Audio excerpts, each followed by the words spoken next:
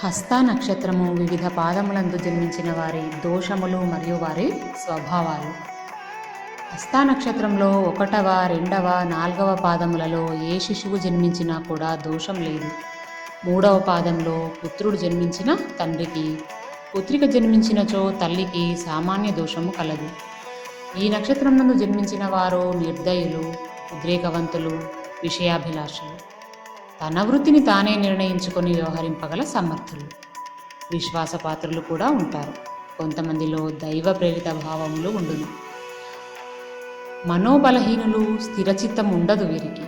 విసుగు, నిరాశ, అపజయాలు కలిగి మూఢముగా కార్యాలు నిర్వహిస్తారు. విపరీత భావములు కలిగి కొంతవరకు పక్షపాత బుద్ధి ఉండును. తెలివి, ఉత్సాహము ఉన్నను కూడా మనస్థిమితము ఉండదు వీరికి. వీరిలో చాలామంది జీవిత భాగస్వామి నుండి లాభిస్తారు. ఇతరులతో అనుకూలముగా ఉండు నేర్పరులు కారు. ఇతరుల కష్టసుఖములను గమనించకుండా తమ కార్యములను పూర్తి గావించగల సమర్థులు. వీరికి లాటరీలు, పేకాట మొదలగునవి లాభించవు. ఈ నక్షత్ర జాతకులు ఆకర్షణను కలిగి ఉంటారు. ఎదుటి వారి కష్టాలను సులువుగా అర్థం చేసుకుంటారు. అడగకనే సహాయం చేస్తారు. మంచి స్నేహితులు ఉంటారు వీరికి. ప్రేమ వివాహాలు జీవితంలో ప్రధాన ప్రస్తావన అవుతుంది. వ్యూహాలు, రహస్యము కొందరికి మాత్రమే చెప్తారు. చేసిన తప్పులను అడగకుండా మీకు మీరుగా తప్పు ఒప్పుకుంటారు. దూర ప్రాంత చదువులు, ఉద్యోగాలు, వ్యాపారాలు జీవితంలో మంచి మలుపులు తిరుగుతాయి.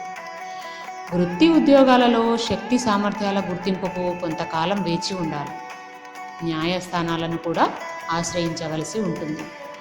వీరి వద్ద సలహాలు తీసుకున్న వారి కంటే వీరు తక్కువ స్థాయిలో ఉండడము వీరిని బాధిస్తుంది.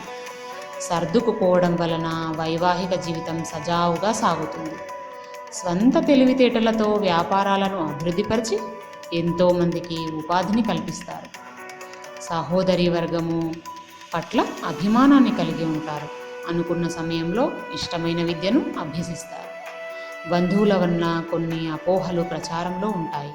సంతానం పేరు ప్రతిష్టలు తెస్తారు. స్త్రీలు అయినచో సౌందర్యవంతులై జీవిత భాగస్వామిని ప్రేమిస్తారు. యథార్థము మాట్లాడి ఎక్కువ మందిని విరోధులుగా చేసుకుంటా వీరి ప్రత్యేకత. ఈ నక్షత్రపు వధూవరులకు హస్త ఏక నక్షత్రము పనికిరాదు.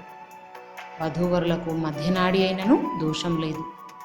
హస్త నక్షత్రం నందు జన్మించిన స్త్రీకి మూల, శతభిషం నందు జన్మించిన పురుషునితో వివాహం చేయడం పనికిరాదు.